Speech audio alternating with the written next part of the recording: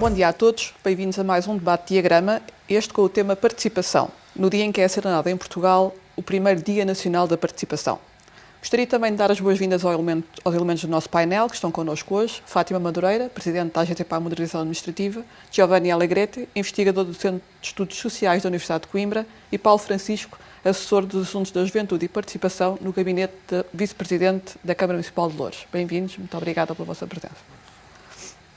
Se me permitem, começaria por colocar a primeira pergunta à Fátima, uma vez que nos recebe aqui hoje a todos na AMA. A mim recebe-me todos os dias, mas hoje especialmente ao nosso debate.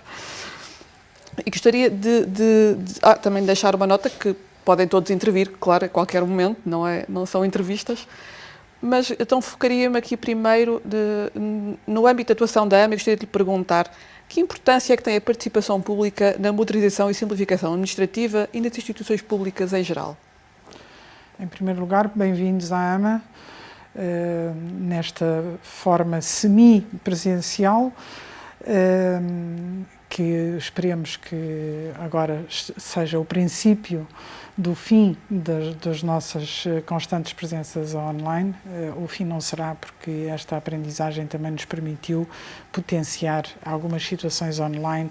Se calhar, se não tivéssemos vivido esta tragédia, não teriam também assumido esse papel.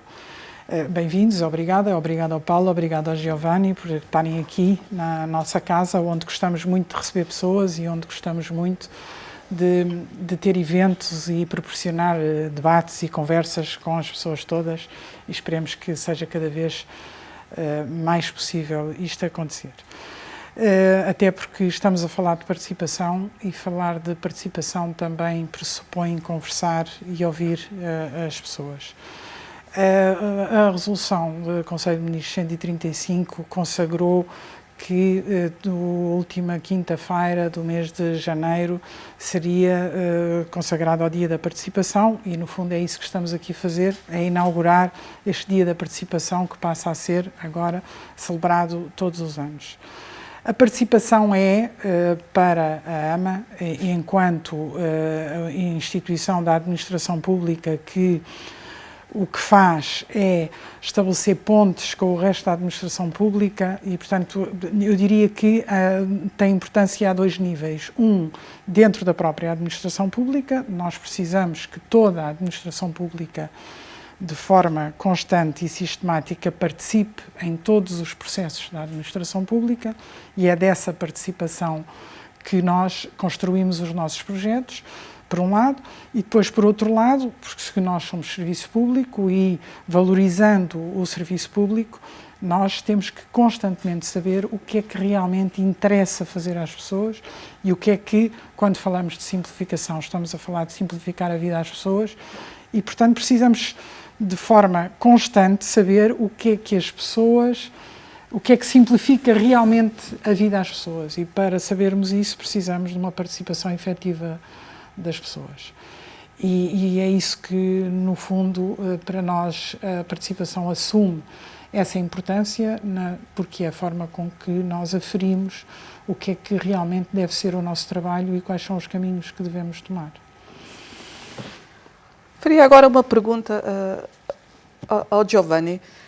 De que forma é que os orçamentos participativos são importantes no processo democrático? Faz sentido que as ideias não se limitem às decisões políticas, dar a voz ao cidadão para contornar esta... Parecer que só os políticos é que mandam, que as pessoas não têm voz na sociedade. Bom, agradeço primeiramente o convite e agradeço essa pergunta também, que calha bem, porque terminei de entregar esta semana para as Nações Unidas a estratégia sobre o orçamento participativo, que é uma das 62 estratégias que as Nações Unidas construiu para melhorar os sistemas políticos de vários países. E foi um processo revisado por 24 pares, colegas peritos de OP em todo o planeta. E eu aprendi muito. Aprendi primeiramente que o OP já não é o que era. Depois de 30 anos de experimentações, o OP já não se faz só nos municípios ou nas freguesias, se faz em regiões, se faz em países, se faz em prisões, em ordens profissionais, se faz em quase 30% dos OP no mundo são nas escolas. Eu trabalhei num OP e numa prisão da Itália. Então, há muitos lugares onde o OP é feito, mas os princípios são os mesmos. Ou seja, ele é um espaço onde primeiramente se discute do dinheiro que há à disposição, depois de propostas para adequar-se a esse dinheiro, e também se discute às vezes o que fazer quando há muitas mais propostas daquele dinheiro e se quer continuar a fazer coisas. Então ele se liga às vezes, o caso da prisão onde eu trabalhei, em Bollate, em Milão, se trabalhou em crowdfunding para financiar algumas coisas que não tinha dinheiro para fazer. Na Alemanha muitas escolas trabalham em uma parte em crowdfunding, na Rússia o orçamento participativo, na Moldova parcialmente os cidadãos têm que cofinanciar um pedaço das coisas que realizam, ou seja, há muitas coisas diferentes, mas o princípio é que se começa a discutir a partir da existência de recursos, que são aqueles que fazem a diferença. Umas coisas sem recurso não se faz. O orçamento é isso, é um filtro entre o que fica promessa e o que vira transformação do território. E a segunda coisa que eu queria dizer é que o OP não é o que era, é porque um tempo ele era olhado como um instrumento apenas. Hoje é olhado como uma estratégia, passou por ser uma política. E este processo tem duas componentes. Uma componente vertical, o diálogo cidadão-administração, mas tem também um grande espaço de aprendizagem do cidadão entre si, uma componente mais horizontal.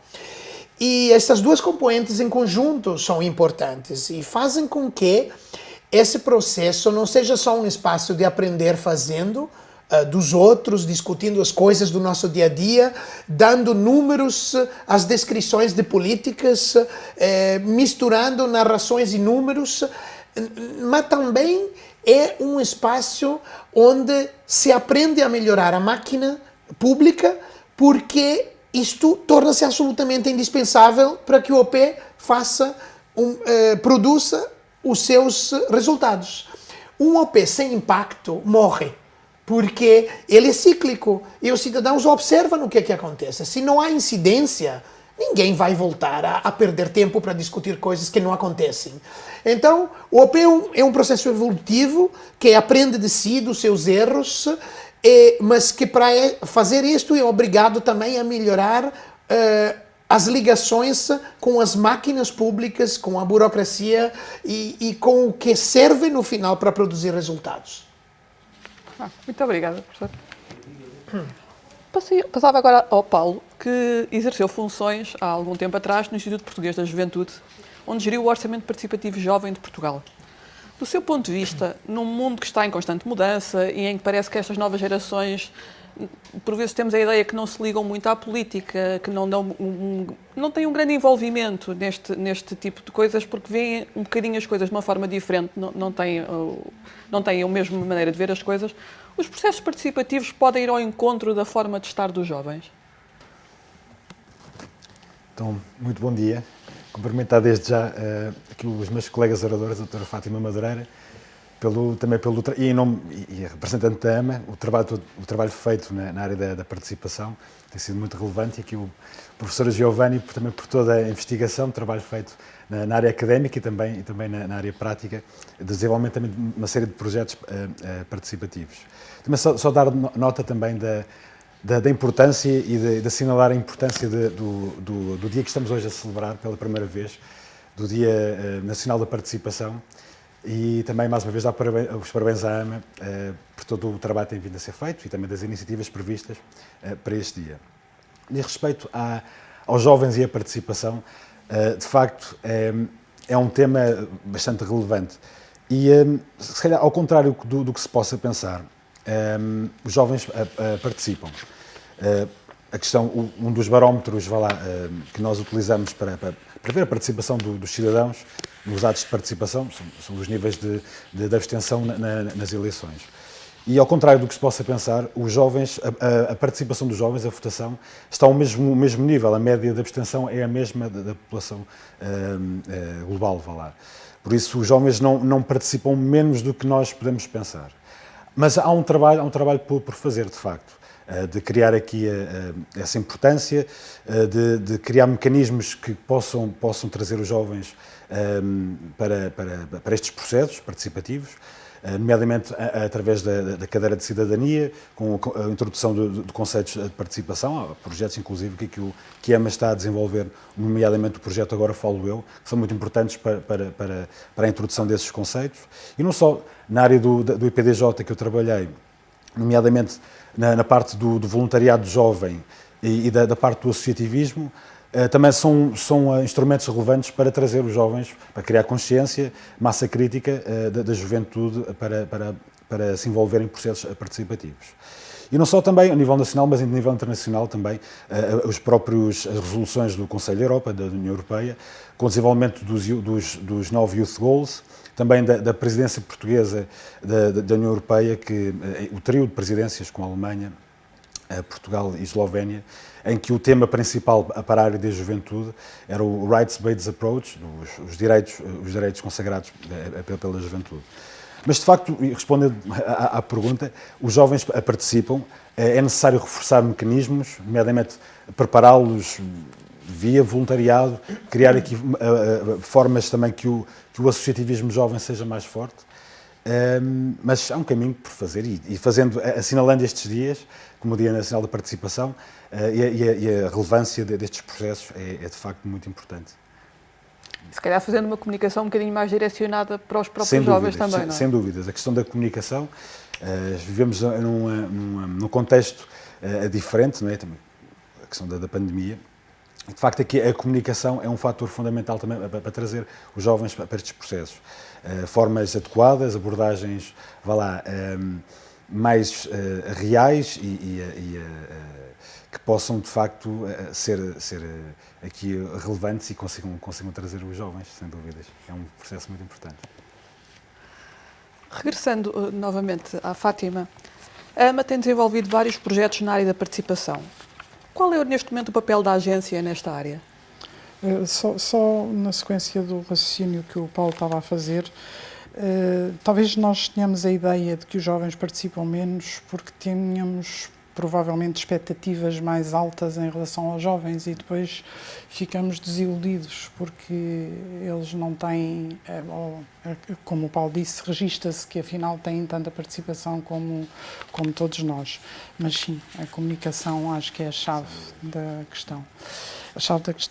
Voltando à sua questão, a AMA, eu gosto de olhar para a AMA em duas vertentes fundamentais. Uma como uma espécie de farol da administração pública e outra como um suporte. E, portanto, a AMA, quando trabalha no sentido de, em algumas matérias e em alguns projetos, servir de farol de orientação no sentido menos arrogante do termo, para o geral da administração pública e, por outro lado, como um suporte de trabalho. E a grande força dos nossos projetos é, de facto, em criar projetos que sirvam de suporte à atividade da administração pública em geral. Aqui, no caso em concreto, o Participa.gov é uma plataforma criada pela AMA que permite que os outros organismos recorram a ela para lhes servir de suporte ao desenvolvimento de instrumentos de participação, que, claro, é um elemento que, de duas maneiras, por um lado simplifica e, por outro lado, facilita quem quer implementar projetos de participação. Depois o Kit AP Participa, desenvolvido pelo LabX, é outro instrumento que desenvolvemos para ajudar a administração pública a trabalhar, e depois até instrumentos internacionais como o Civic Space Scan, que é o Observatório para o Espaço Cívico da OCDE, que também promove a administração aberta e a participação cidadã em Portugal. Por outro lado, queria ressalvar a questão do orçamento participativo em Portugal. Nós, em em Portugal, o orçamento participativo ao nível nacional foi pioneiro ao nível mundial. Foi a primeira vez que se fez um orçamento participativo ao nível mundial. A AMA esteve na gênese da realização destes orçamentos participativos, que têm provas dadas, conforme já referi, e que continuarão a ser um instrumento de estímulo à participação, ao mesmo tempo que a própria AMA também usa a sua própria experiência para ir melhorando sempre todos os processos. Depois também estamos a desenvolver, já fizemos pelo menos uma edição, a qual chamamos genericamente Panorama, que é um orçamento participativo interno, que lá está, temos expectativas que sirva de exemplo para a administração pública e esperamos que seja possível replicar nos outros organismos da administração pública. Nós próprios fizemos o nosso orçamento com verbas alocadas, fizemos em plena pandemia. A pandemia não tem sido um obstáculo a que se desenvolvam projetos na AMA. Foi, aliás, bastante divertido fazer o orçamento participativo interno na AMA. Foi divertido para quem fez, foi divertido para quem assistiu. Permitiu, em tempo de pandemia, as pessoas conviverem, que era o que nós mais precisávamos, e encontrar mecanismos online de construírem projetos em conjunto e, portanto, a própria elaboração e o próprio concurso dos projetos foi uma experiência bastante interessante e nós temos expectativas que se possa replicar para o resto da administração pública. Falou no participa.gov, julgo que, pelo que sei, tem um bocadinho um âmbito para as autarquias, não é? De fazer orçamentos também, de ser um apoio para as autarquias, não é? Sim, hoje em dia há muitos orçamentos participativos nas câmaras e ainda bem que assim é, e o participa.gov vem dar uma ajuda ao desenvolvimento desses orçamentos participativos nas câmaras e agora até nas juntas de freguesia, na descentralização tudo é possível e o participa.gov no fundo ajuda a sistematizar e a tornar mais fácil a realização dos orçamentos participativos municipais. E o orçamento da AMA que falou já foi feito no participa.gov? Sim, senhora, exatamente. Obrigada. Professor Giovanni, muito recentemente, há menos de um mês, foi lançado o Atlas Mundial de Orçamentos Participativos de 2021, que nos traz uma série de dados bastante interessantes, mas houve um que nos mostra que o efeito da pandemia de Covid-19 sobre os orçamentos participativos a nível mundial. Segundo o Atlas, antes da pandemia havia cerca de 10.080 orçamentos participativos ativos a nível mundial. No entanto, durante a pandemia, em 2020, eram um pouco mais de 4.000. Uma diminuição tão drástica pode trazer consequências? De que nível? Precisamos estar preocupados com isto? Ou qual é a sua opinião? Então, vou tentar adoptar o ponto de vista do depoimento da Fátima sobre o orçamento participativo interno da AMA, porque eu acho que é interessante. Temos que perguntar-nos, houve algo bom também no terremoto que a pandemia determinou dentro do mundo da participação institucionalizada? Porque é verdade, o dado que tu deste é um dado que é alarmante, parcialmente, se referido ao 2020. Ou seja, seria alarmante se referido ao 2021 e, sobretudo, ao início de 2022. Indicaria que o que foi suspenso no 2020 não vai recomeçar. O dado do Atlas nos diz que os 55% do orçamento participativo foi suspendido relativamente à atuação do seu chamado ciclo deliberativo decisório, que é o ciclo onde as pessoas participam propondo novas ideias. Na verdade, este dado não diz que muitos orçamentos participativos continuaram a trabalhar nas prioridades que, em alguns casos, tinham em atraso, não? Na construção. E uma outra coisa que o Atlas fez interessante foi reinterpretar o ciclo do orçamento participativo. Normalmente se achava feito de 2 ciclos, não? Decisão e implementação. Acrescentar um ciclo, o terceiro, porque durante a pandemia se reparou que algumas das coisas que tinham sido construídas no OP nos anos anteriores entraram numa fase de gestão. O terceiro ciclo agora seria o ciclo da gestão, e essa gestão se diferenciou. Começaram a ter experiências, nomeadamente na Itália, tem várias, tem uma rede de 235 cidades que trabalham com pactos de gestão de espaços e bens públicos com os cidadãos. Então a gestão de muitos espaços construídos nos OP tornou-se mais participativa. E algumas pessoas, alguns grupos, num período também difícil, onde, por exemplo, os parques eram um elemento fundamental da nossa vida social, o pouco que ficou da nossa vida social, começaram a ser geridos de outra forma. E as instituições desportivas, alguns eventos culturais que foram entre os mais prejudicados pela pandemia. Ou seja, existiu uma reflexão que não tinha tido antes sobre como fazer a enfrentar o desafio de um obstáculo imprevisto. E esta reflexão tem produzido imensas coisas interessantes. Por exemplo, em Portugal, a Rede das Autarquias Participativas, a RAP, fez 2 inquéritos utilizando o ano de suspensão de muitos dos processos participativos. Esses inquéritos eram sobre a capacidade de produzir inclusão social dentro dos processos participativos, e o outro foi uma avaliação comparativa dos mais de 60 páginas web dedicadas à participação nos municípios da rede.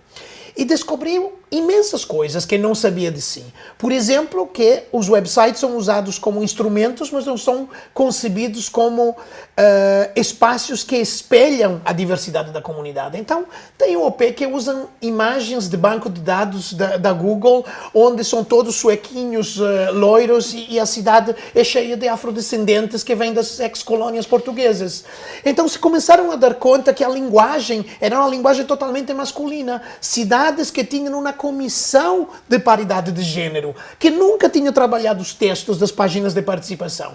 Então eu acho que sim, houve um paro, mas esse paro produziu conhecimento novo sobre si mesmos, por muitos processos que atuavam e não tinham tempo de fazer uma reflexão sobre si mesmos. Então, eu estou a ver nesse momento que as novas fórmulas blended, que misturam a participação em presencial e participação online, e os novos timings que muitos OPs deram para fazer participar as pessoas mais em maio, junho, em espaços abertos, esvaziando os quartéis dos bombeiros, dos carros, para poder fazer em espaços maiores encontros. Eu acho que estas mudanças são parte da resiliência do instrumento, o orçamento participativo. E assim como outros processos participativos, aprendemos muito nesse ano. Aprendemos também, muitos departamentos municipais que se ocupavam de participação pública institucionalizada se deram conta de quanto importante era a participação autônoma e auto-organizada dos cidadãos, aqueles que fizeram obra de cultura ou de ações de solidariedade muito importantes no período da pandemia, e começaram a coordenar isto. E agora é difícil reconceber os mesmos processos participativos sem calcular uma relação com a auto-organização cidadã. Eu acho que este enriquecimento vai durar, e então a pandemia veio dando muitos problemas, mas eu acho que também algumas aprendizagens que podemos usar para melhorar em futuro aconteceram. Por vezes parece que uma paragem também faz bem, não é? Tempo para pensar também Há é uma coisa momentos que faz. em que o descanso permite ao cérebro de elaborar dados que até agora estavam sendo acumulados e não digeridos. No seguimento do tema da pandemia e desta auto-organização cidadã que o Giovanni falava, convido-vos agora a vermos um vídeo sobre o Cidadania Lab. Trata-se de um laboratório cidadão local em que qualquer pessoa pode apresentar propostas, juntar-se a outras para as concretizar de forma colaborativa e participar em múltiplas atividades. Vamos ouvir a Alexandra Ataíde, coordenadora e cofundadora do Cidadania Lab.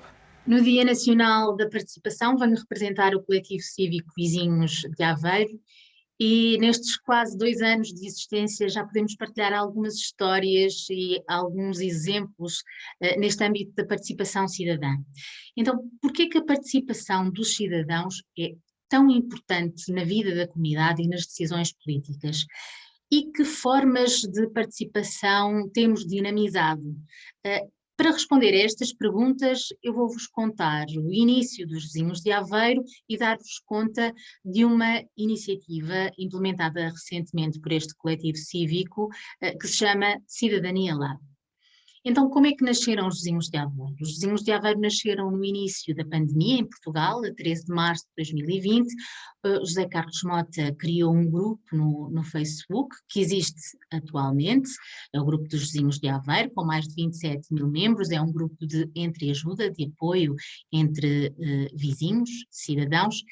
E nessa altura do início da pandemia houve um grupo operacional, um grupo de cidadãos que se começou a auto-organizar e foi trabalhar colaborativamente para dentro da plataforma Slack, com outras ferramentas digitais, e foram criando grupos de trabalho, o grupo de apoio social, o grupo de apoio aos profissionais de saúde, o grupo de apoio ao comércio local, o grupo de apoio à cultura, criaram uma bolsa de voluntários, criaram uma linha telefónica, a linha do vizinho, também com uma bolsa de voluntários. Portanto, foram muitas atividades naquele primeiro período, até ao primeiro desconfinamento.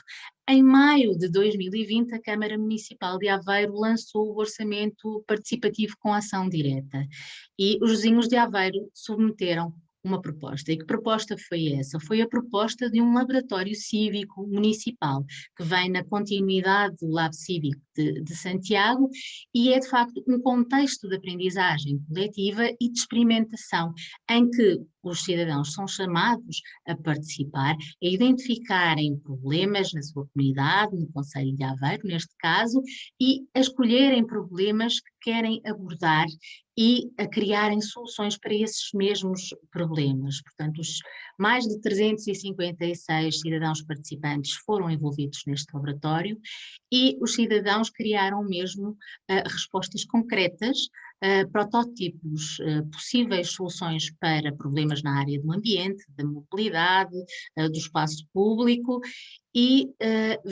tiveram um mês para experimentar, para testar essas possíveis soluções e voltaram ao laboratório para validarem esses projetos. Foram 6 projetos cívicos implementados.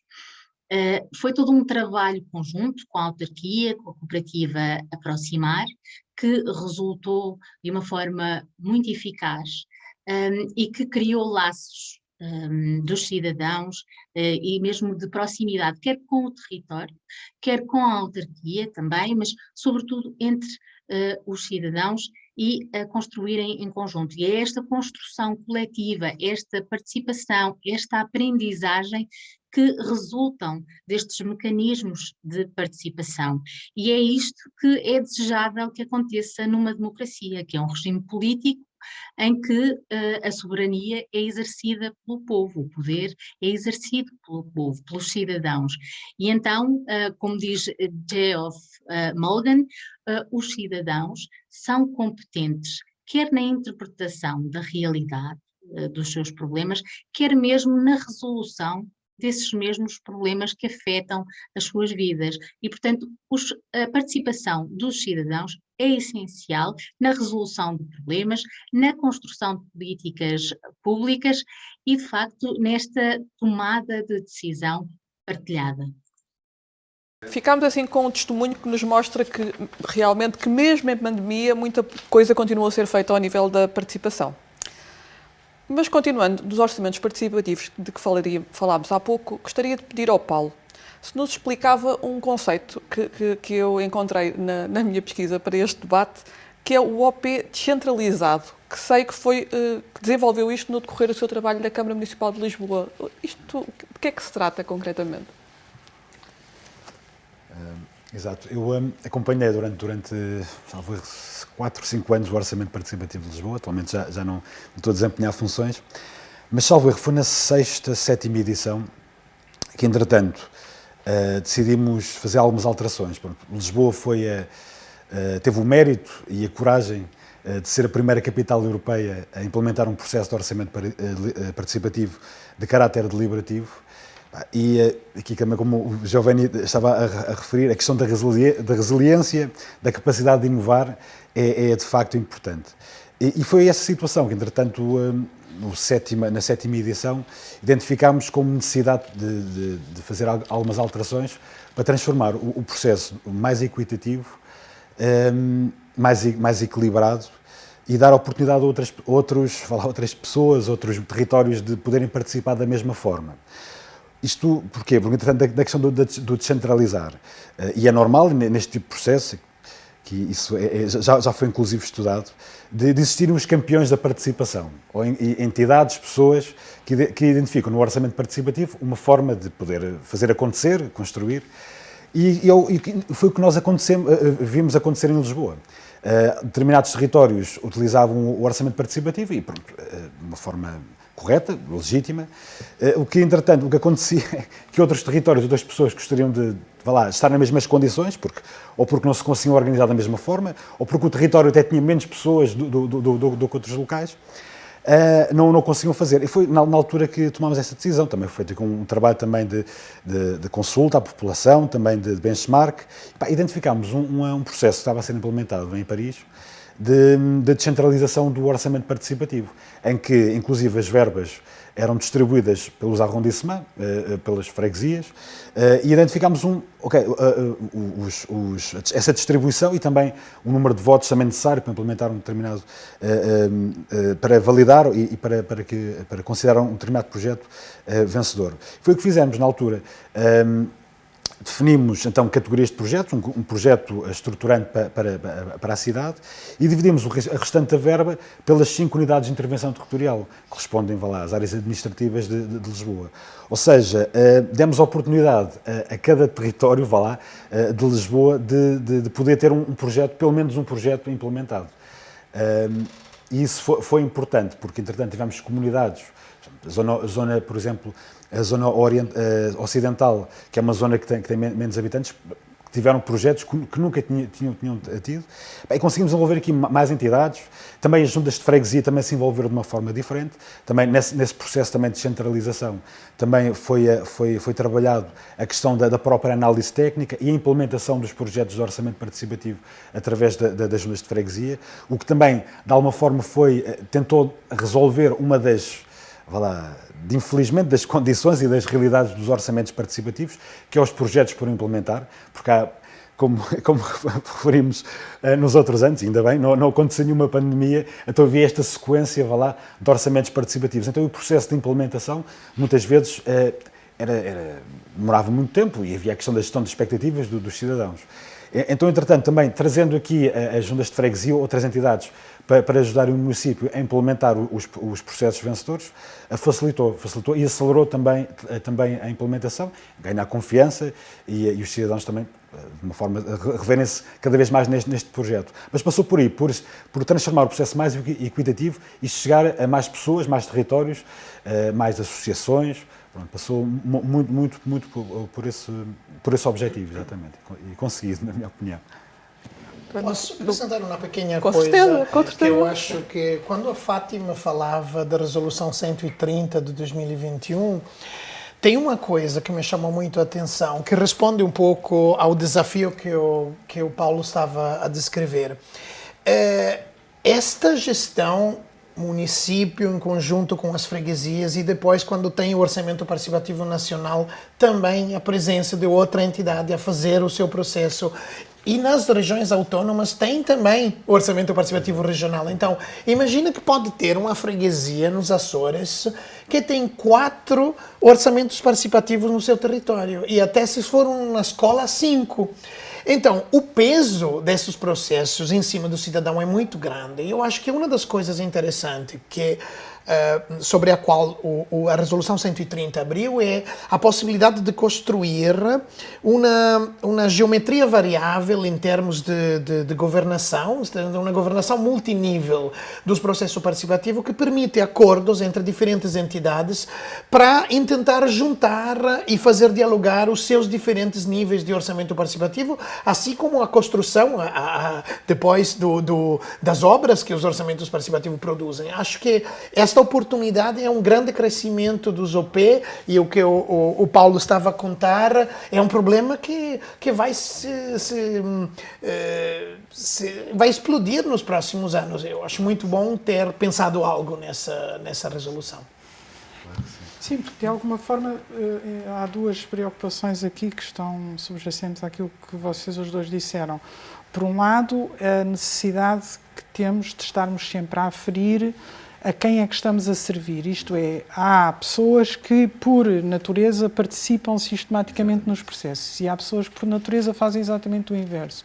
E a participação tem que chegar a todos. E, portanto, os orçamentos participativos têm que constantemente fazer esse exercício. Por outro lado, tem a ver com a capacidade de execução. É sabido que a capacidade de execução das autarquias e das freguesias, ou por outra, quanto mais micro nós estabelecemos os projetos, mais capacidade de execução temos para os fazer. Todos sabemos que a administração pública tem um peso mais complicado, e estamos a trabalhar uma coisa a nível nacional, é óbvio que é mais difícil de executar, e nem sequer terão exatamente os mesmos âmbitos. E é dessa malha interessante que, no fundo, até também tem o regional, não é? Pelo caminho, o regional, a freguesia, que torna interessante o orçamento participativo, e conseguimos chegar a um maior número de pessoas, não é? Porque a grande incógnita, ou o grande desafio é conseguir chegar àqueles que por natureza não participam, não é? Porque aqueles que participam já são naturalmente reivindicativos, e já, sem nós os irmos buscar, de forma natural, chegam-se à frente. Claro, não é? que sim, claro que sim. Eu não querendo levar aqui muito mais tempo, Regina, mas também só aqui da minha experiência pessoal, e também enquanto, na altura, responsável pelo orçamento participativo, mas o que foi referido aqui é muito interessante, porque eu, talvez há 7 anos atrás, a minha maior dificuldade, quando organizávamos sessões participativas, promovíamos o projeto, era explicar o que era um orçamento participativo. Ainda por cima, num momento de fase de passagem de recessão, intervenção troika, e inclusive até mudámos uma estratégia de comunicação, mudarmos o nome de retirar o orçamento participativo e criámos o Lisboa Participa, na altura. Também passou por aí, também por isso. E chegámos, passados 6, 7 anos, a minha dificuldade, quando ia para uma sessão participativa, era explicar qual é que era o orçamento participativo que eu ia representar. Porque, entretanto, e Portugal tem esta característica, um dos poucos países que tem orçamentos quase a todos os níveis, nacional, regional, municipal, e agora também até alguns a nível privado, também, que é interessante. Mas é interessante também, no dia, hoje celebramos o Dia Nacional da Participação, referir este facto e o caminho que tem vindo a ser feito, não é? É muito interessante também aqui este trabalho. Sonho com uma ficha do orçamento participativo com escrito: faça uma proposta para a sua freguesia, faça uma proposta para o seu município, para a sua região, para o seu país. E que as pessoas encontrem as 5 coisas no mesmo lugar, e possa, partindo da escola, o seu âmbito mais próximo, até pensar em grande. Quem sabe que um dia vamos a poder ter isso. Seria um grande ganho. Já ficou aqui a ideia do professor Giovanni, que temos que ver isso. Há pouco a Fátima referiu por alto a administração pública, e realmente é uma área em que a participação se tem desenvolvido muito ultimamente. A ideia que tenho tem entrado muito na própria administração pública. E falou há pouco também no kit AP Participa. Que importância é que terá o envolvimento dos trabalhadores no processo da própria gestão pública, como um processo participativo? A administração pública teve, na minha análise, um comportamento em relação à pandemia absolutamente surpreendente. Surpreendente pela positiva. É um bocadinho o que estávamos a falar há bocadinho da questão dos jovens. Talvez porque a administração pública não está assim tão bem vista, foi uma surpresa verificar que, de repente, a administração pública se reinventou, e um bocadinho pegando naquilo que o Giovanni estava a falar, daquilo que nas coisas boas que nós fomos buscar, na tragédia que nos estava a acontecer a todos, e, de facto, a administração pública teve capacidade de se reinventar e conseguir, de forma surpreendente, porque há 2 anos toda a gente associava a administração pública à questão das mais velhas mangas de alpaca e hoje em dia nós sabemos que a digitalização está na ordem do dia e a administração pública conseguiu reinventar-se. Ora, este kit da AP Participa vem na sequência daquilo que eu já vos falei anteriormente. No fundo, é a AMA a tentar encontrar instrumentos para munir a administração pública de metodologias no sentido da participação. É isso que o kit faz, foi desenvolvido pelo LabX e é mais um instrumento para ajudar a administração pública a participar ou a colocar, a desenvolver instrumentos de participação. É isso que é o kit. Portanto, no fundo, parece que vamos todos sempre buscar um bocadinho o envolver, não é? Envolver os jovens, envolver os trabalhadores da administração pública, é sempre preciso tentar puxar as pessoas que não participam, se calhar tanto, que não dão... Sim, se nós não envolvermos as pessoas, dificilmente elas revêem nos processos. E a própria administração pública também precisa de ter esses instrumentos e estar envolvida logo quando está a desenvolver o próprio kit, que é feito para a administração pública, a AMA é a administração pública, e também porque, mais uma vez, é um apelo constante a metodologias que envolvam as pessoas nos processos. Acho que as pessoas, ao sentirem-se envolvidas num processo, também vestem um bocadinho mais a camisola, não é? Claro que sim. Passaria agora para um outro tema que socialmente a ideia que por vezes ainda me parece que algumas pessoas têm é uma certa desconfiança. Aquelas que não participam, não aquelas que estão sempre disponíveis, mas se calhar as que não participam, que falávamos há pouco, uma certa desconfiança em relação a estes processos participativos, ou que não são sérios, ou que as coisas não são claras, tudo isto. E que se calhar levará essas pessoas a não se envolverem tanto, a não terem essa vontade de se envolverem. Perguntaria ao Paulo, porque também sei que teve algum trabalho nesta área, se um dos objetivos da participação pública é aumentar o nível de confiança dos cidadãos das instituições, se calhar há medidas que podem aumentar esta credibilidade destes processos. Por exemplo, uma votação certificada através da chave móvel digital, por exemplo, será uma delas, mas haverá outras. Qual é a sua opinião sobre isto? Sem dúvidas. A minha experiência enquanto responsável pelo orçamento participativo em Lisboa foi, de facto, existem alguns níveis de falta de confiança no processo. E a introdução destes mecanismos de validação são fundamentais. Também em Lisboa, um dos processos também que nós entretanto, validámos e utilizámos foi através de uma API da AMA, de validarmos os números de cartão de cidadão durante o processo de votação. Isso era uma questão que, entretanto, foi levantada porque existiam dúvidas, o processo era o que era, pronto, e foi necessário, porque também os próprios cidadãos, e também foi num processo também de auscultação, identificaram como um dos pontos críticos a votação. No caso específico de Lisboa, e a questão da chave móvel digital foi também muito importante, utilizamos esse tipo de mecanismos, e também como aconteceu também depois no OPP, o Orçamento Participativo de Portugal, para trazer outros públicos, nomeadamente estrangeiros residentes ou trabalhadores em Portugal. Em Lisboa tínhamos o caso da validação da votação através do número de cartão de cidadão, mas, entretanto, existia um outro público que queria participar e não conseguia, que é o caso dos estrangeiros. O Orçamento Participativo de Lisboa tem essa característica de ser aberto a todos, independentemente de morarem em Lisboa, aberto a pessoas que trabalham, estudam, que nos visitam, e houve essa necessidade. Então, e foi um mecanismo que, na altura, em colaboração com a AMA, essa validação e também a introdução da chave móvel digital para submissão de propostas, também, entretanto, validação de votos. A questão da confiança é fundamental para um processo deste género. Existem casos, inclusive em Portugal, em que processos de votação tiveram que ser repetidos e a população insurgiu-se. Por isso é fundamental ter estes instrumentos. Inclusive a certificação, Mecanismos como, por exemplo, o participa.pt, em Loures estamos a explorar essa possibilidade de desenvolvermos um orçamento participativo com uma plataforma que é certificada, que é desenvolvida pela Administração Central. São formas de trazer confiança e as pessoas se envolverem cada vez mais. Não é? Por aí.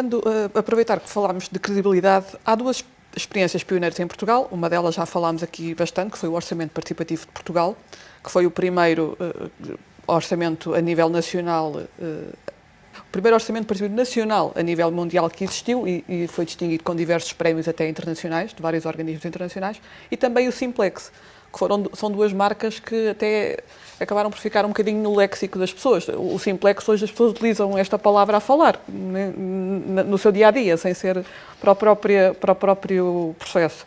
Como é que foram estas duas experiências para a AMA, Fátima? As pessoas utilizam o Simplex e também utilizam o Complexo, não é? Também.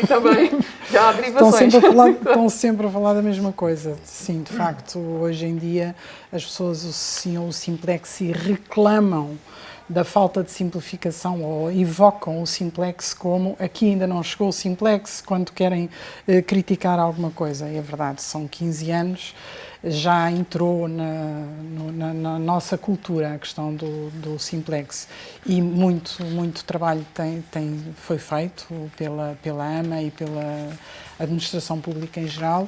É um processo também muito participado e tem a ver com isso mesmo, não é? É um resultado da participação das pessoas quando reclamam pela simplificação e quando reclamam pela simplificação depois consegue-se que ao nível da administração pública se consiga fazer uma sistematização de tudo isto e simplificar a vida das pessoas. No fundo, é essa a nossa missão, é tentar facilitar a vida das pessoas através da simplificação, da inovação, seja como for, aquilo que nunca queremos perder de vista. É verdade que a AMA já ganhou inúmeros prémios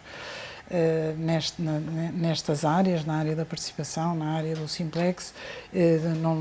Não vou mencioná-los porque ficaria aqui uma hora a falar sobre isso, não interessa. Enfim, daquilo que nós nos gostamos muito de falar habitualmente é que até o Papa Francisco referiu o Orçamento Participativo Nacional como sendo uma matéria interessante e interessou-se por conhecer aquilo que era inovador e que esperemos que faça história no mundo. Mas é verdade, o Simplex é uma parte importante da questão da participação.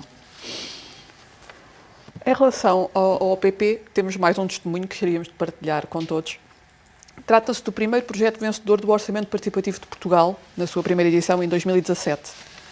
O Cultura para Todos, que é o nome deste projeto, permitiu que fossem atribuídos passes gratuitos para museus a todos os jovens que completavam 18 anos e teve bastante sucesso. Vamos ouvir então o testemunho dos proponentes. Os orçamentos participativos são um dos mais importantes instrumentos de promoção da democracia, um dos melhores exemplos de políticas públicas que puxam pelo sentimento da comunidade. O Orçamento Participativo Nacional tem as vantagens dos orçamentos participativos locais, com a hipótese de poderes influenciar políticas regionais e nacionais, com a tua ideia, com a tua proposta. Tens uma proposta que melhora a vida na tua aldeia, na tua cidade? Ganha coragem, apresenta, submete e mobiliza os teus amigos, familiares e vizinhos para o voto. Foi o que aconteceu comigo e com o João, com o Cultura para Todos. Fomos a uma sessão, apresentámos as nossas propostas para melhorar o acesso da cultura aos jovens e aos invisuais e submetemos ao voto dos nossos concidadãos. Como o Tiago já disse, o Cultura para Todos nasce da ideia de dois amigos da faculdade, recém-licenciados até, que arriscaram, sempre se dedicaram a estes temas, a estas causas. Sabíamos que ia haver, na altura, novidade, o orçamento participativo, e sabendo que ia haver uma ação pública, e pensámos, por que não ir lá e expor um conjunto de ideias e temas que nos sempre foram queridos e nós sempre abraçámos. Fomos, arriscámos e não estávamos à espera do resultado final.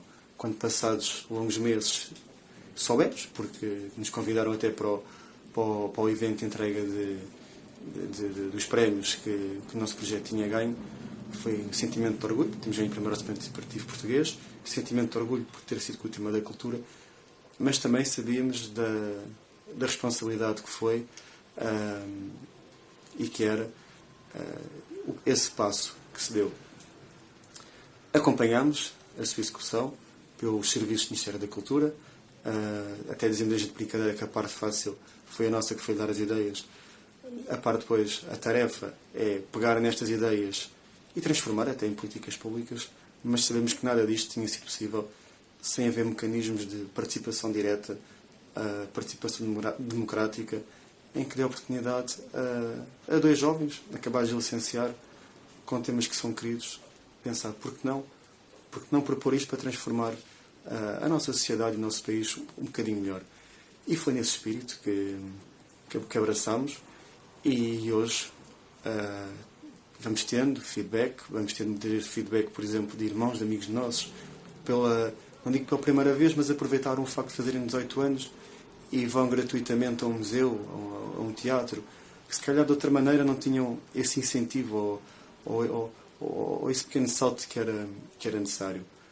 Por isso, é com sentimento de orgulho, mas também sentimento de gratidão que este tipo de medidas e políticas públicas possibilitam 2 cidadãos fazerem uma pequena diferença na nossa sociedade e para todos nós.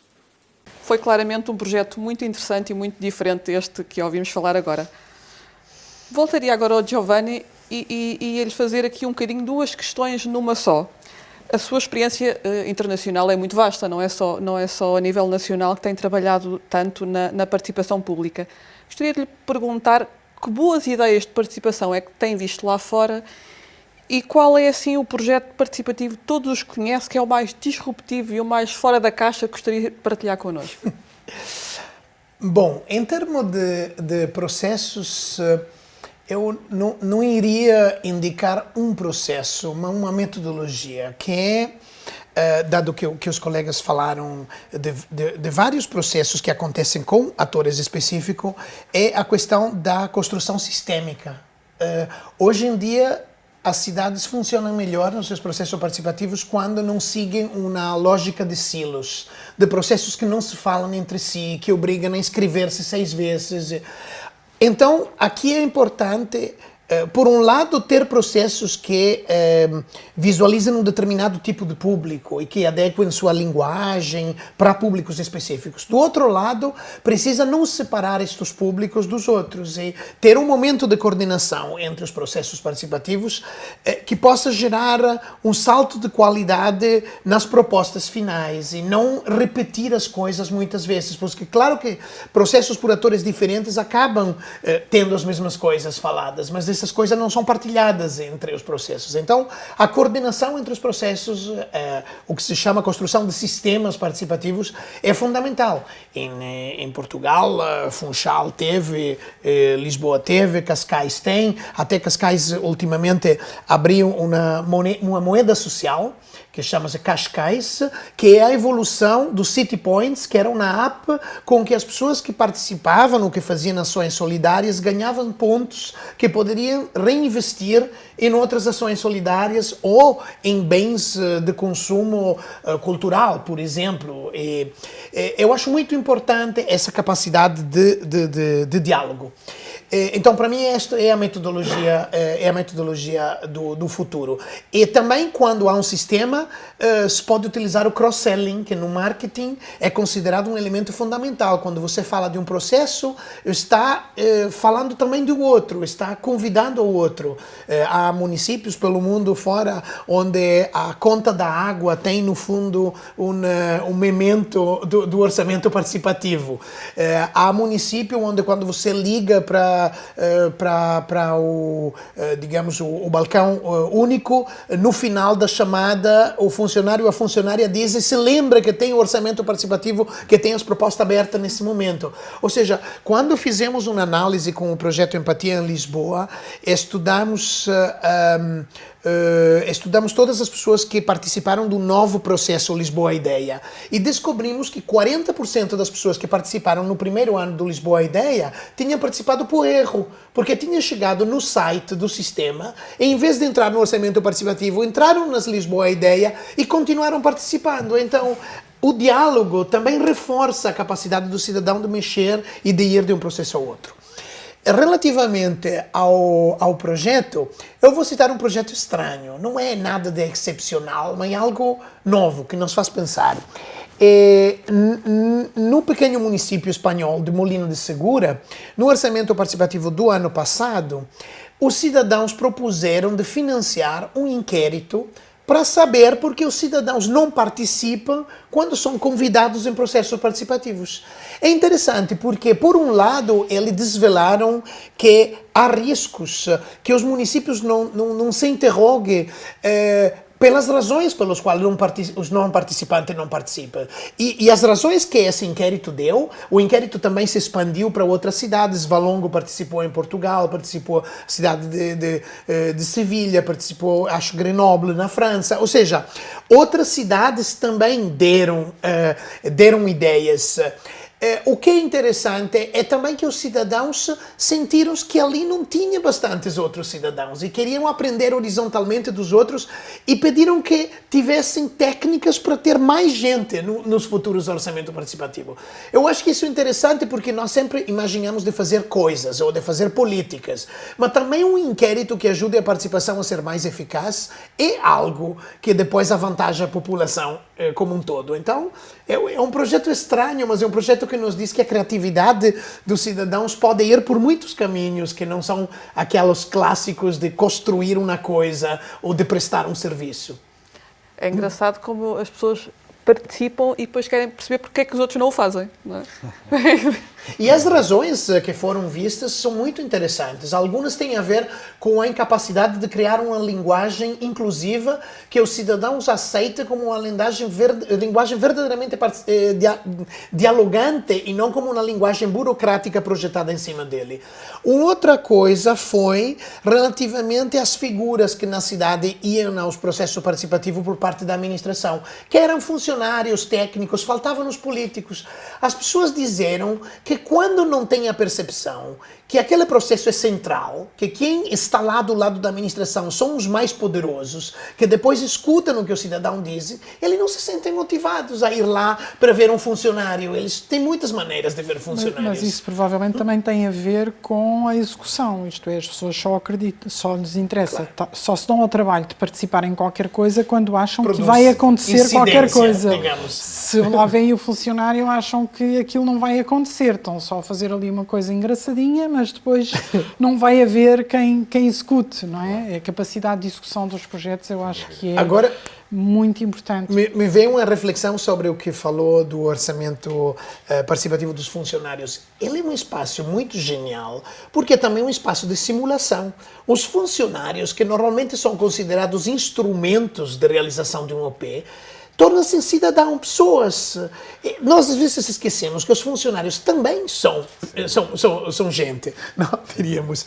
E que é importante cuidar dos seus medos, dos seus desejos de melhorar o seu ambiente de trabalho. Este processo, quando começou em Valongo, um processo parecido, deu claramente isso. Ele tinha 2.500 euros, mas os 60% das ideias que vieram não tinham custos. Era só reorganizar a máquina para funcionar melhor, para os funcionários sentir-se mais à vontade.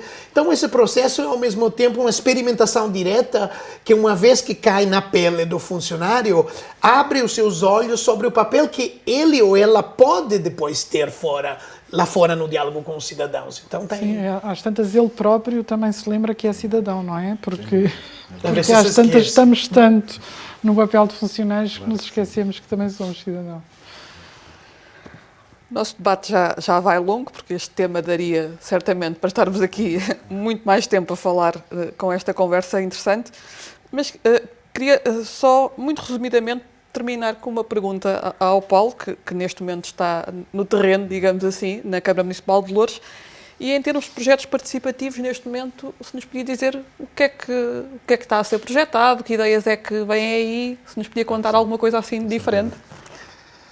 Então, antes de mais, convido todos, quem não conhece, visitar Loures. É um território suburbano, aqui, faz fronteira com Lisboa, o 6º município mais populoso de Portugal, com características, não diria únicas, mas muito heterogéneas. É muito interessante. Temos um território, uma zona rural e grandes zonas de densidade populacional urbanas. Há uma série de desafios. De facto, aqui eu acompanho aqui os assuntos da área da juventude e a área da participação, sendo que na área da juventude estamos neste momento a preparar a revisão do Plano Municipal da Juventude, também para ver se seja um processo também participativo. A ideia também, de acordo, é um processo que já tem 3 anos, então também de acordo aqui com as novas situações pandémicas, também tentar atualizá-lo e também definir aqui a médio e longo prazo políticas para a área da juventude, possam corresponder às reais necessidades. Temos também um grande desafio aqui em colaboração com o município de Lisboa, que é de implementar as Jornadas Mundiais da Juventude. Quase 80% do que vai acontecer a nível de evento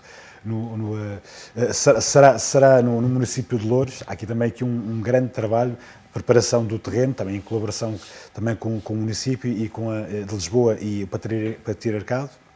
O processo também está a decorrer neste momento também, uma forma muito rápida, vá lá. E na área da participação, em que eu também estou envolvido, estamos a preparar também um processo de políticas locais para a área da participação. E também ir de encontro aqui um pouco ao que o Giovanni falou, não só criar um orçamento participativo, mas tentar criar um ecossistema de participação com vários processos participativos.